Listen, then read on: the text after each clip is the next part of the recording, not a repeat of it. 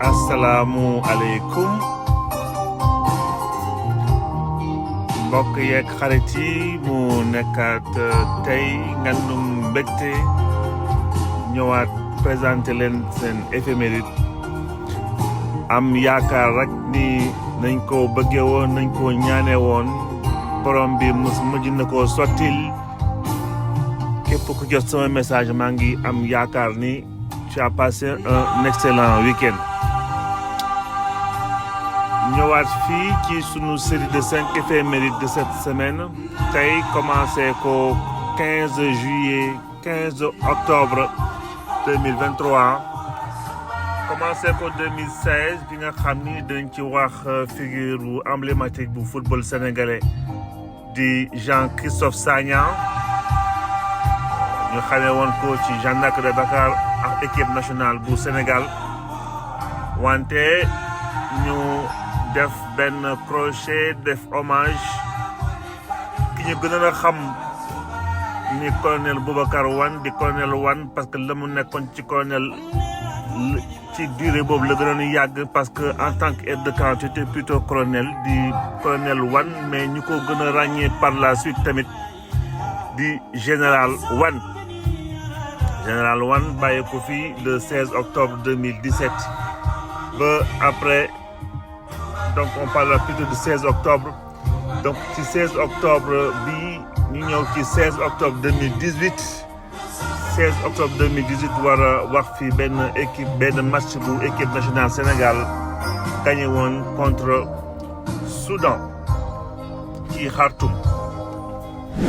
Commencé donc sunu éphéméride bi di 16 octobre 2023 di commencé ko 16 octobre 2016 ci disparition Jean-Christophe Sagna à l'âge de 62 ans donc ancien joueur de la Jeanne d'Arc de Dakar ak de l'équipe nationale du Sénégal. Jean-Christophe Sagna nag duñ fi yàgg trop ci portrait wam dañ leen proposer benn élément rek bi nga xam ni et puis élément bi da leen permettre surtout ñu gën a replonger dans l'ambiance de l'époque.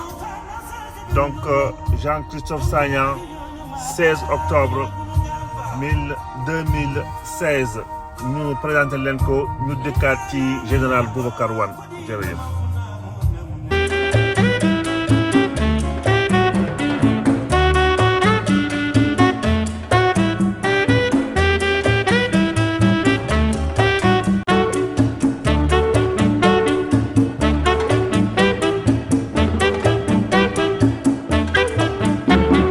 Christophe Sagna, la pépite sénégalaise des années 70. Eh bien, le bonjour au peuple sénégalais.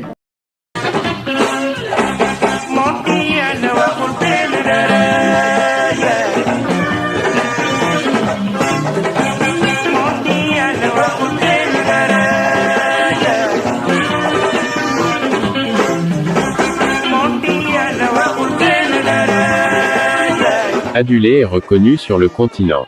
Comme tout Africain, Christophe Sagna découvrira le football, dans la rue et les terrains vagues de Dakar, notamment de Dieuppeul-Derklé.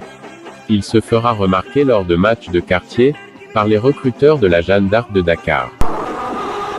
Au stade Demba Diop, le programme était copié. Deux finales de la Coupe nationale, celle des juniors et celle des élus. Face à face, la Jeanne d'Arc et le modèle de Mbao pour la finale des juniors. Une rencontre dominée par la Jeanne d'Arc, qui aura su d'entrer imposer sa manière, même si les actions des attaquants de Mbao furent souvent dangereuses. 2-1, ce sera le score final. De cette partie, qui fut d'une correction exemplaire, retenons surtout la maturité et la solidité du 11 dakarois. En 12 minutes, les 12 premières minutes de la partie, la cause déjà était entendue, grâce à deux buts signés Rigal et Christophe. S'étant ainsi assuré une confortable avance, la Jeanne d'Arc pouvait souffler un peu. Mais le mérite des banlieusards fut de ne jamais baisser les bras. Leurs efforts furent d'ailleurs récompensés à la 48e minute.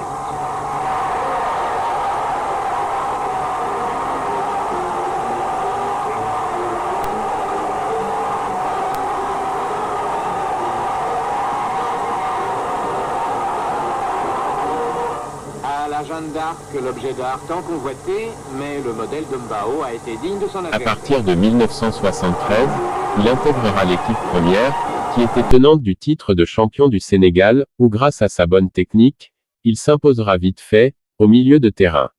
Et avec le numéro 10 au dos, il aura pour mission d'ouvrir le chemin du but à ses coéquipiers, en se servant de ses coups de patte de génie.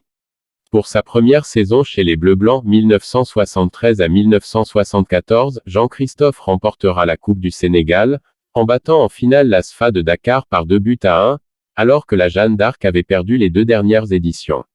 Mais surtout avec ses exploits, il emmènera son club jusqu'en demi-finale de la Coupe d'Afrique des clubs que l'Adja perdra sur les 2 matchs, contre le CAR à Brazzaville 2-0 et 4-1.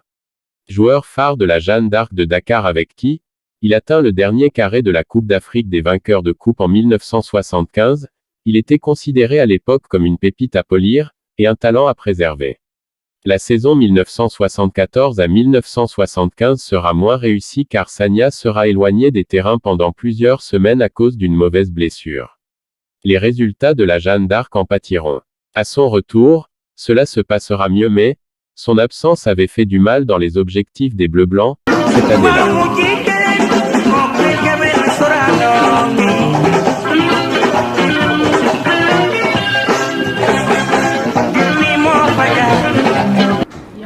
Je crois que tout cela, c'est de la faute des dirigeants. Ouais. Des dirigeants qui ne peuvent pas collaborer ensemble, qui ne peuvent pas travailler ensemble. Il y en a qui le font très bien et d'autres en dehors qui font tout pour que ceux qui sont là ne réussissent pas. Son parcours peut sembler banal aujourd'hui, tant les footballeurs sénégalais sont nombreux à jouer dans le championnat français, première nation étrangère représentée. Il faut dire que Jean-Christophe Sagna avait des arguments à faire valoir. Le numéro 10 petit format, 1,68 m, pouvait déjà se targuer de quelques belles performances sur le continent africain avant d'arriver en France. Voulant monnayer son talent à l'étranger, à une époque où presque aucun joueur ne traversait la Méditerranée pour tenter sa chance en Europe. Jean-Christophe Sagna, l'un des pionniers ouest-africains en la matière, choisira la France.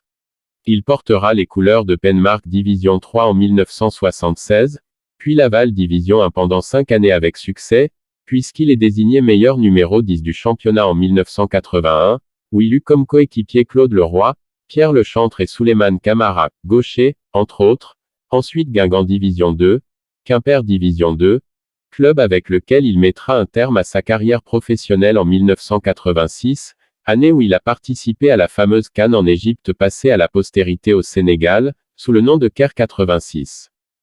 Ça fait très mal de retrouver la Jeanne d'Arc en 2e division. Personne n'aurait jamais pensé à cela. Avec les Lions, il dispute encore une Coupe d'Afrique des Nations, en 1986, où il côtoie la légende sénégalaise, Jules-François Bocandé. Malheureusement, l'équipe sort au premier tour. Malgré leur victoire en match d'ouverture aux dépens des organisateurs l'Égypte sur le score d'1-0.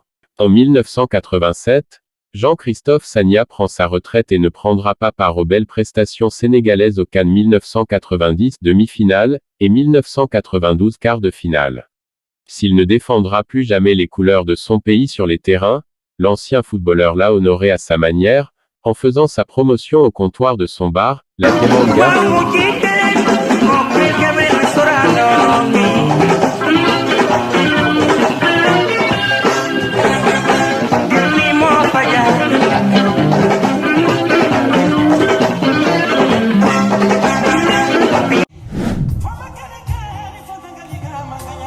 bi ñu jeexalee ci Jean-Christophe Sagna dikkaat fii sunu deuxième éphéméride bi tey di ñëw ci jaar-jaaru rapidement général Boubacar Wane nga xam ni bàyyiku na fi en 2017 16 octobre bi mi ngi amoon 79 ans nekkoon chef d'état-major particulier Abdou Diouf wante ñu ràññee woon ko ci parce que nekkoon na à la tête du bataillon de commando bi nga xam ni moo dirigé woon opération bi ñu wax Fodé Kaba 2 pour indiwaat l'ordre constitutionnel en 1981 ndaxte li xewoon jamono boobu mooy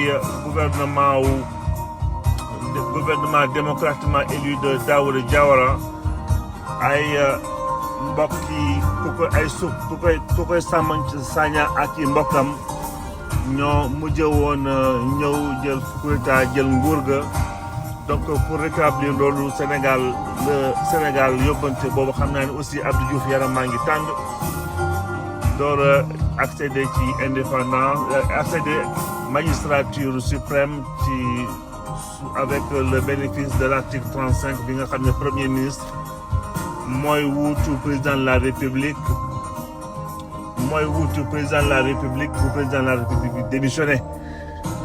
Donc 81 Abdou Diouf mi ngi nekk ci début mandat am donc yaram bi mi ngi tàng si la dem envahir ci benn bés d'ailleurs envahir Gambie pour jëlee fa ku koy Sagna rétablir ki ñu naan Daouda Diawara qui par la suite nekkoon na ci nguur ga ba Yaya Jammeh mook fa mujj jëlee tamit ci coup d'état.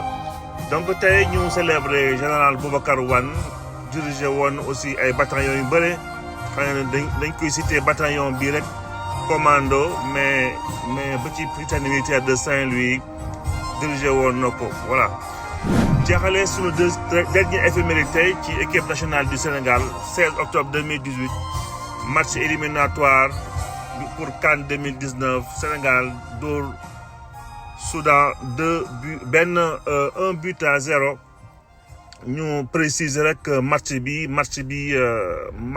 éliminatoire la woon mais match retour la woon bi nga xam ni donc 3 buts à 0 la woon. Deuxième match retour bi Sidi Sarr moo mujj woon ouvrir le score Sénégal mujj qualifié définitivement ci CAN 2019. donc di jaxale sunu éphéméride tey di am yaakaar wala di ñaan borom bi comme niñ koy defee bés bu ne une excellente semaine à tout le monde ñi jëm ci waar bi ñi nekk ci leneen aussi na leen fa wërsëg ak barke ak sutura fekk ak beaucoup d'encouragement ndaxte dara yombul. jërëjëf excellente journée excellente semaine à vous tous kon ba suba ñu yeggalee waxtaan bi.